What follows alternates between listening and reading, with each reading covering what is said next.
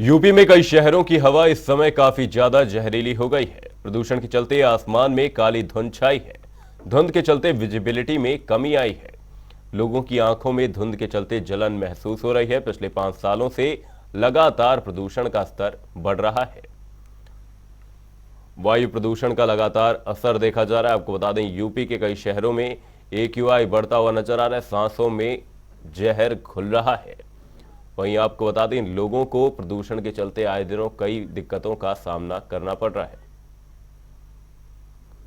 यहां पर आपको 4 तस्वीरें दिखाते हैं। तस्वीरें नोएडा, मुरादाबाद, गाजियाबाद और कानपुर से, जहां पर प्रदूषण के चलते लोगों को दिक्कतों का सामना करना पड़ रहा है। विजिबिलिटी में कमी आई है। वहीं गाजियाबाद और नोएडा में फिलहाल वायु प्रदूषण काफी बुरे स्तर पर देखा जा रहा है। वहीं मुरादाबाद और कानपुर से भी ऐसी तस्वीरें सामने आई, जहां पर प्रदूषण के चलते धुंध छाई हुई है। पिछले 15 दिन से जो रोड में जितने भी डस्ट और सिल्ट है, इसको स्वीपिंग के लिए हम लोगों ने बहुत मेगा रैली शुरू कर दिया। तो मेन आर्टीरियल रोड, सब आर्टीरियल रोड और जितने भी रोड से हम लोगों ने टाइम शेड्यूल भी फिक्स कर दिया और हमारे जितने भी सीनियर मैनेजर्स हैं उनको भी हम लोगों ने एक टाइम चार्ट दे दिया कि ये सारा चीज़ क्लीन होना चाहिए। और हमारा अथॉरिटी में जितने भी हमारा एयर गन्स है और वाटर स्प्रिंकलर्स है वो भी लगातार चल रहे हैं। सेकेंडली जो भी कंस्ट्रक्शन एक्टिविटीज़ चल रहे हैं उनको भी हम लोगों ने नोटिस दे दिया और कंस्ट्रक्शन एक्टिविटी भी हम लोगों ने रोक दिया। दिक्कत बहुत आ रही है। सुबह वर्क पे जाते हैं, आंखों में जलन हो रही है, सांस में परेशानी हो रही है। बहुत ही ज़्यादा प्रदूषण बढ़ा हुआ है इस समय। आपकी आवाज़ से लग रहा है कि आपको गले में भी दिक्कत हो रही है। हाँ, जिस सुबह मॉर्निंग वॉक पे जाता हूँ, इस प्रदूषण की वजह से ही गले के अंदर, आंखों के अंदर बहुत ज़्यादा परेशानी है। भाई, मैं डॉक्टर विनोद कुमार गौतम हूँ। मैं सुबह मॉर्निंग वॉक पे निकलता हूँ। पड़ोस में हमारे बंगाली भाई हम साथ साथ निकलते हैं।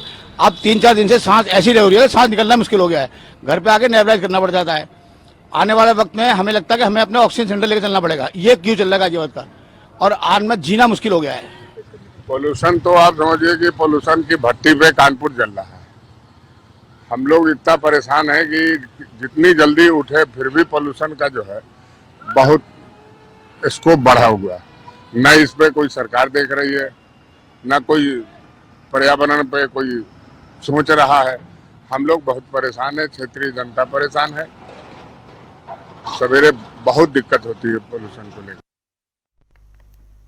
वहीं आपको बता दें, हमारे तमाम संवाददाता हमारे साथ जुड़ गए हैं। आगरा से हमारे साथ यहां पर ब्रज किशोर शर्मा जुड़े हुए हैं। लखनऊ से हमारे साथ हमारे संवाददाता अनूप कुमार सिंह जुड़े हुए हैं। वहीं आपको बता दें, गौरव शुक्ला हमारे साथ कानपुर देहात से जुड़े हुए हैं। सबसे पहले रुक करना चाहूंगा यहां पर अनूप कुमार सिंह का। अनूप, आपसे जानना चाहूंगा यहां पर प्रदूषण को लेकर जवाबदेही किसकी, क्योंकि यहां पर जवाबदेही को लेकर बहुत बड़ा सवाल है। क्योंकि यहां पर सरकारें तो आपस में आरोप प्रत्यारोप करती हुई नजर आ रही हैं, लेकिन जो यहां पर समाधान किया जाना था, समाधान कहीं नजर नहीं आ रहा। बिल्कुल अमन, ये प्रदूषण जो है एक बड़ी समस्या बनता जा रहा है। दिन पर दिन लोग परेशान हो रहे हैं, इसकी लगातार शिकायतें भी करते हैं। और आपने देखा होगा पिछले कई सालों से ये प्रक्रिया लगातार चली आ रही। दीपावली से पहले, यानी जब रबी की फसल की बुआई का समय होता है, उस समय ये जो प्रदूषण का जो मामला है थोड़ा सा गड़बड़ होता है। और इस वजह से तमाम जो शहर के रहने वाले या फिर देहात क्षेत्र में जो दूषित हवा हो जाती है, लोग परेशान होते हैं। इस वक्त लखनऊ में भी कुछ तमाम समस्याएं ऐसी बनी हुई, जिससे खासकर इंदिरा नगर इलाका अगर बात करें या फिर चारबाग इलाके में, या फिर मैं खुद हजरतगंज में खड़ा हूं वहां पर, यहां पर भी जो आंखों में थोड़ी सा चुभन टाइप से लग रही है, चुभन साथ ही साथ कड़वाहट भी है। तो ये समस्या लखनऊ की है। हालांकि उत्तर प्रदेश सरकार जो पराली के लिए पूरी तरीके से रोक लगा दी कि पराली किसान ना जलाएं, और खासकर चारबाग का जो इलाका है वो वहां पर तमाम जो ट्रेनें गुजरती हैं, तमाम वहां पर वाहन का जो रश है वो ज्यादा रहता है। इस वजह से वहां पर थोड़ा बहुत प्रभावित होता है। लेकिन लखनऊ में तमाम ऐसे इलाके, चाहे विकास नगर की बात करें, इंदिरा नगर की बात करें, या फिर खुद हजरतगंज की बात करें, तमाम ऐसे इलाके जहां पर प्रदूषण ज्यादा बढ़ चुका है, लोग परेशान हैं। हालांकि सरकार हर बार कोशिश करती है कि इस प्रदूषण पर जो है कामयाबी पाई जाए, प्रदूषण ना हो, तमाम जो वाहनों का रोक उस पर लगाई गई है। लेकिन सिस्टम की ओर बात करें, तमाम जो वाहन की बात करते हैं तो 10 साल 15 साल से जो पुराने वाहन हैं वो शहर में नहीं चलेंगे, इस तरीके से वे नियम कायदे कानून बनाएंगे, लेकिन उस पर अमल नहीं हो पाता है। खासकर किसानों की बात करें, किसानों को तमाम जागरूकता फैलाई गई, लेकिन अभी भी पराली जलाई जाती है, भले ही चुपके जला दी जाती है। तो सबको जागरूक होना पड़ेगा, क्योंकि अगर दूषित हवा होती है तो सबके जीवन पर असर पड़ेगा। इस पे चाहे किसानों की बात करें या खुद आम लोगों की बात करें, सभी को जागरूक होना पड़ेगा कि स्वच्छ हवा को, वातावरण को बनाना है, को खुद भी ध्यान रखना पड़ेगा मुझे लगता। और यही वजह है कि लगातार सरकार कोशिश तो कर रही है, लेकिन दीपावली के आसपास इतनी जहरीली हवा हो जाती है कि आंखें खुली आंखें चल के लोग चलना मुश्किल हो जाता है, आंखों में कड़वाहट होती है, सांस लेने में दिक्कत होती है, गले में तमाम तरीके खराबी आ जाती हैं। अब देखने वाली बात होगी कि पूरा साल भर जो विभाग है वो कोशिश क्या करता है, क्या कुछ इसका कोई पाबंद कोई समाधान नहीं निकल सकता, या फिर तमाम जागरूकता अभियान चलाए जाए ताकि लोग इस यूपी के कई शहरों में एक्यूआई बढ़ता हुआ नजर आ रहा है। आपको बता दें, इसी बीच हमारे साथ आगरा से हमारे संवाददाता ब्रज किशोर शर्मा भी हमारे साथ जुड़े हुए हैं। ब्रज किशोर, आपसे जानना चाहेंगे आगरा में फिलहाल प्रदूषण को लेकर क्या कुछ स्थिति देखी गई है, साथ ही पराली के मामलों को लेकर फिलहाल क्या कुछ प्रशासन देख रहा है? देखिए, अब प्रदेश के कई शहरों के बाद अब आगरा की आबो हवा में भी जहर घुल गया है। अब लोगों को सांस लेने में दिक्कत हो रही है, वहीं आंखों में चुभन हो रही है। लोग सुबह जो मॉर्निंग वॉक के निकलते हैं उन्हें खासी परेशानियों का सामना करना पड़ रहा है। वहीं आगरा में 6 जगह पॉल्यूशन की जो प्रदूषण की मॉनिटरिंग की जाती है, 2 जगह की आबो हवा सबसे ज्यादा खराब है, जिसमें आगरा लखनऊ एक्सप्रेसवे के आसपास और दयालबाग क्षेत्र है। वहीं जो और बाकी के जो 4 क्षेत्र हैं उसमें भी आबो हवा आगरा की है, उसमें जहर घुरा हुआ है। तमाम जो सरकारी मशीनरी है लगातार प्रदूषण पर कंट्रोल के दावे करती है, लेकिन कंट्रोल अभी पॉल्यूशन पे नहीं हुआ है। हर बार दीपावली नजदीक आती है, पॉल्यूशन बढ़ता है और लोगों को खासी परेशानी का सामना करना पड़ता है। अगर वही बात करें पुराने वाहनों की, तो सरकारी आंकड़े हर बार दावे करते हैं कि पुराने वाहनों के रजिस्ट्रेशन रद्द कर दिए गए, रोडों पर नहीं चलेंगे, लेकिन उन पर भी अभी रोक नहीं लग पाई है, जिससे मेन कारण पॉल्यूशन बढ़ने का उन्हें भी माना जा सकता है। जी, इसी बीच हमारे साथ हमारे संवाददाता गौरव शुक्ला कानपुर देहात से, वो भी हमारे साथ लगातार बने हुए। गौरव, आपसे भी मेरा यही सवाल रहेगा कि यहां पर जवाबदेही किसकी? जनता की जवाबदेही है, सरकार की जवाबदेही है, उद्योग धंधों की जवाबदेही है, या यहां पर वाहनों की जवाबदेही है?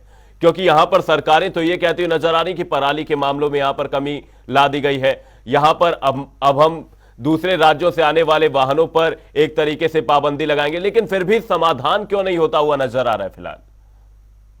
देखिए अमन, जाहिर तौर पर जिस तरीके से कानपुर देहात की अगर एक्साइज लेवल की बात की जाए तो वो लगातार बढ़ता हुआ जा रहा है। सुबह टहलने वाले लोगों को जो है आंखों में जलन और तमाम तरीके की समस्याएं देखने को मिल रही। कानपुर देहात में जो है 3 बड़े औद्योगिक क्षेत्र है, जैनपुर, रनिया और रायपुर। ऐसे में कानपुर देहात में ईंट भट्टों की अगर बात की जाए तो वो भी बड़े पैमाने पे, क्योंकि कानपुर देहात जो है ईंट निर्माता के रूप में जाना जाता है।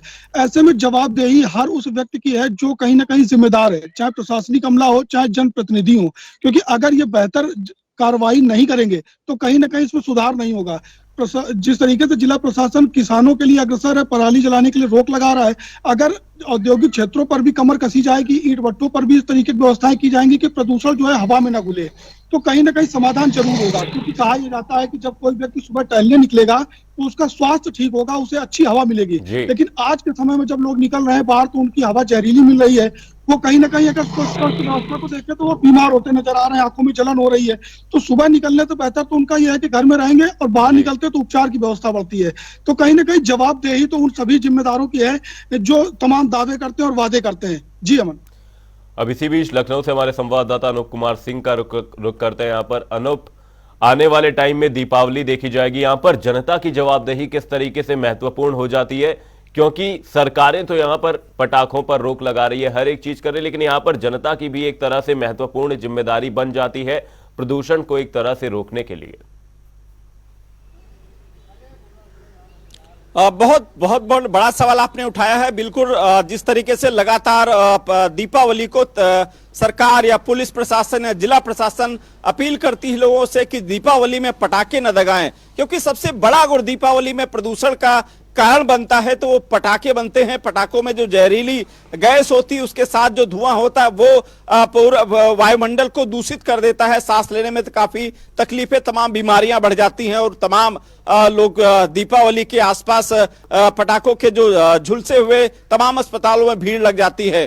तो ऐसे में पूरा सरकार के साथ साथ खुद भी जागरूक होना पड़ेगा, क्योंकि अगर दीपावली में पटाखे दगाते हैं तो खुशियां आपको उस वक्त जरूर मिलेंगी, लेकिन उसके बाद जब जहरीली हवा होगी तो आपको नुकसान भी हो सकता है, क्योंकि इस पटाखे के द्वारा जो जहरीली हवा निकलती है, जो धुआं निकलता है, वो तमाम बीमारियां लोगों को पैदा करता है। तो खुद जागरूक होना पड़ेगा। दीपावली में सभी से अपील है, क्योंकि पटाखे न दगाएं।